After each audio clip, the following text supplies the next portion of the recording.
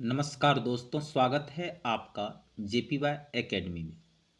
आज के क्लास में हम कक्षा 10 हिंदी के दूसरे अध्याय विष के दांत के प्रश्न उत्तर विस्तार से समझेंगे। यह अध्याय परीक्षा की दृष्टि से अत्यंत महत्वपूर्ण है। तो चलिए महत्वपूर्ण प्रश्नों को सरल तरीके से समझते हैं। ध्यान से सुनिए और नोट्स बनाना न भूलें। विष के दांत, लेखक नलिन बिलोचन शर्मा। पहला प्रश्न है, खोखा किन मामलों में अपवाद था? तो खोखा अपने माता पिता की ढलती उम्र में पैदा हुआ था, जो प्रकृति के सामान्य नियमों का अपवाद था। इसी कारण से सेन साहब ने उसे काफ़ी छूट दे रखी थी। हालांकि उसमें कई दुर्गुण थे, फिर भी उसके माता पिता उसे एक इंजीनियर बनाने की उम्मीद रखते थे। यह भी एक अपवाद था, क्योंकि बेटियों के लिए कड़े नियम और सीमाएं थी, लेकिन खोखा को विशेष स्वतंत्रता दी गई थी। इस प्रकार खोखा हर मामलों में अपवाद था। तो पहला प्रश्न का आंसर आपने समझ लिया। अगला प्रश्न है, सेन साहब के परिवार में बच्चों के पालन पोषण में किए जा रहे लिंग आधारित भेदभाव का अपने शब्दों में वर्णन कीजिए। तो सेन साहब एक अमीर व्यक्ति थे। उनके परिवार में 5 बेटियां और एक बेटा था। उनके बच्चों के पालन पोषण में लिंग आधारित भेदभाव स्पष्ट रूप से देखा जा सकता था। बेटियों को केवल सामान्य शिक्षा प्रदान की जाती थी, जबकि बेटे को बचपन से ही इंजीनियर बनाने की आकांक्षा के साथ विशेष सुविधा दी जाती थी। बेटियों पर कड़े अनुशासन का पालन करवाया जाता था, जबकि बेटे को इतनी अधिक छूट दी जाती थी कि वह न तो अनुशासन का पालन करता था और न ही सामान्य व्यवहार में सुधार करता था। तो इस प्रकार उनके परिवार में लिंग आधारित भेदभाव गहराई से व्याप्त था। अगला प्रश्न है, सेन दंपति खोखा में कैसी संभावनाएं देखते थे और उन संभावनाओं के लिए उन्होंने उसकी कैसी शिक्षा तय की थी? तो सेन दंपति खोखा में एक कुशल इंजीनियर बनने की संभावना देखते थे। इस संभावना को साकार करने के लिए उन्होंने उसे व्यावहारिक शिक्षा देने का निर्णय लिया। इसके लिए उन्होंने कारखाने के बढ़ई और मिस्त्री को घर पर बुलाकर खोखा को कुछ ठोक पीट और कार्यों के माध्यम से प्रशिक्षित करने का इंतजाम किया।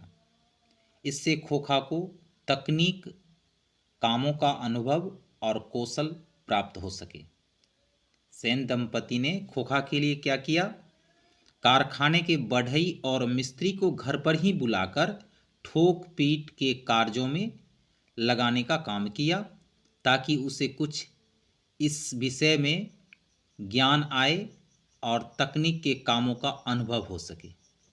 अगला प्रश्न है, सेन साहब के और उनके मित्रों के बीच क्या बातचीत हुई और पत्रकार मित्र ने उन्हें किस तरह उत्तर दिया? तो एक दिन सेन साहब के ड्राइंग रूम में उनके कुछ मित्र बातचीत कर रहे थे। उन मित्रों में एक पत्रकार महोदय भी थे, जो सेन साहब के रिश्तेदार थे, और उनके साथ उनका बेटा भी था। बातचीत के दौरान किसी ने बच्चे की प्रशंसा की। इस पर पत्रकार महोदय कुछ कहने ही वाले थे कि सेन साहब ने अपनी बात रखते हुए कहा कि वह अपने पुत्र को इंजीनियर बनाना चाहते हैं। इसके उत्तर में पत्रकार महोदय ने कहा कि वह अपने बेटे को एक जेंटलमैन बनाना चाहते हैं।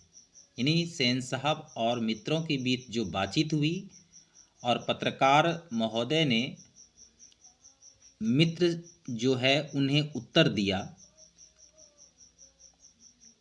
तो इसके उत्तर में पत्रकार महोदय ने कहा कि वह अपने बेटे को एक जेंटलमैन बनाना चाहते हैं। अगला प्रश्न है, कासू और मदन के बीच झगड़े का कारण क्या था? इस प्रसंग के द्वारा लेखक क्या दिखाना चाहता है? दो तरह का प्रश्न है इसमें, कासू और मदन के बीच झगड़े का कारण और लेखक इस प्रसंग से क्या दिखाना चाहता है। तो कासू और मदन के बीच झगड़े का कारण लट्टू खेलने को लेकर हुआ था। जब कासू गली में पहुंचा तो उसने देखा कि कुछ बच्चे लट्टू खेल रहे थे। तो कासू का भी मन खेल में भाग लेने का हुआ, लेकिन मदन ने उसे खेलने से रोक दिया। मदन का तर्क था कि वह कासू को अपमानित करना नहीं चाहता था, क्योंकि कासू को उस समय खेल में भाग लेने का हक नहीं था। इस वजह से कासू और मदन के बीच क्या हो गया? झगड़ा शुरू हो गया। अब लेखक इस प्रसंग के माध्यम से यह दिखाना चाहते हैं कि यदि बच्चों के बीच में बड़े लोग हस्तक्षेप नहीं करते तो गरीब और कमज़ोर बच्चा भी अपने अपमान का बदला लेने की क्षमता रखता है।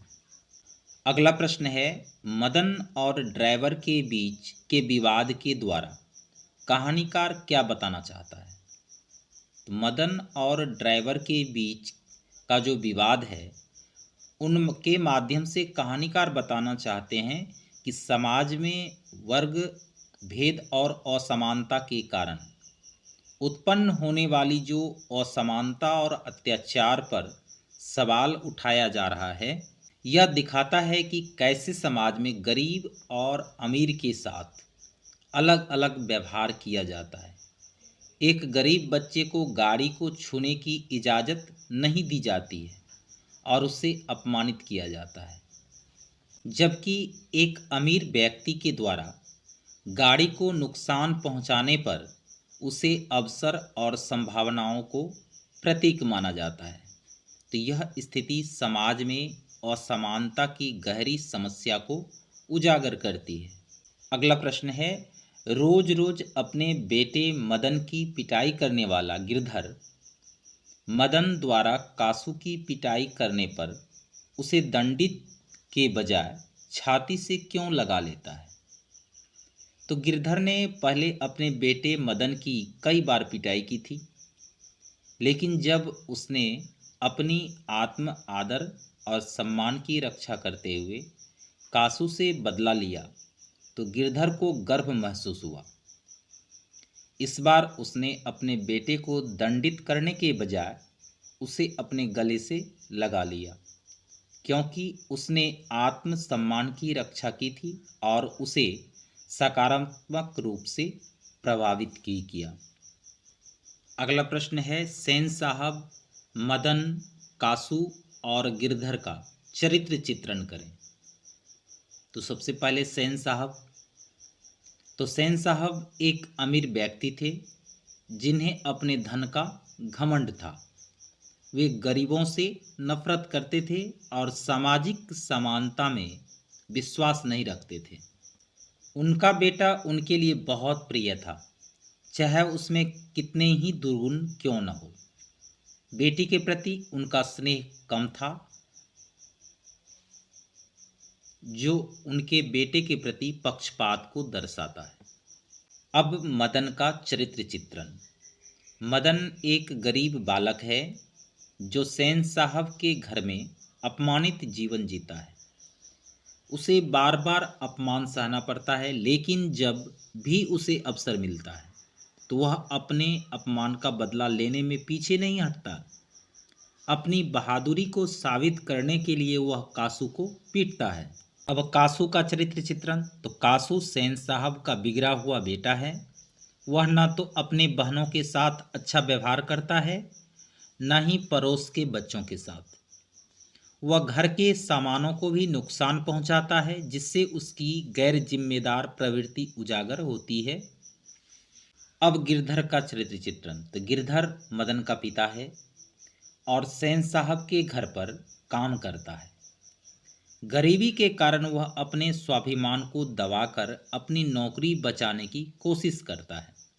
वह सेन साहब के दबाव में आकर अपने ही बेटे मदन पर अत्याचार करता है। जब मदन कासू से बदला लेता है तो गिरधर अपनी नौकरी खो देता है, लेकिन वह अंततः मदन को गले लगाकर अपनी पितृ प्रेम की भावना को प्रकट करता है।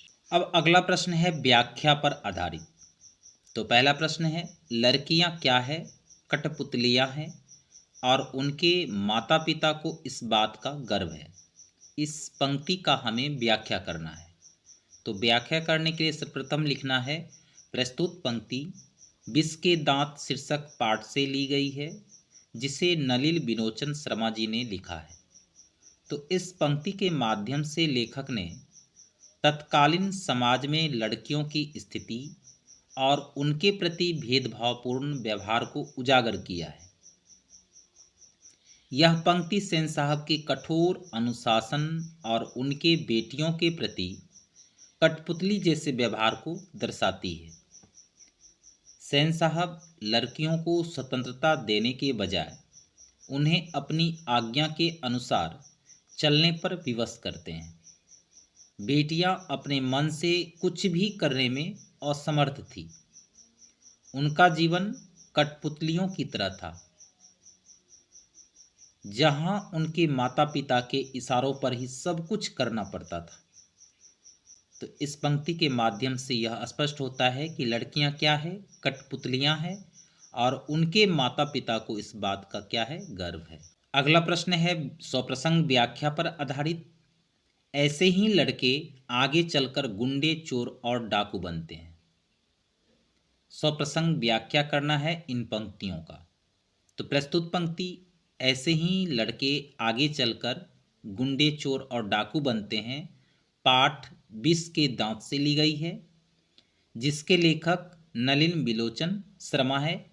तो इस पंक्ति में समाज में मौजूद आर्थिक असमानता और वर्ग भेद की सच्चाई को उजागर किया गया है। लेखक ने इस कथन के माध्यम से दिखाया है कि गरीब और अमीर बच्चों के साथ व्यवहार में कितना बड़ा अंतर होता है।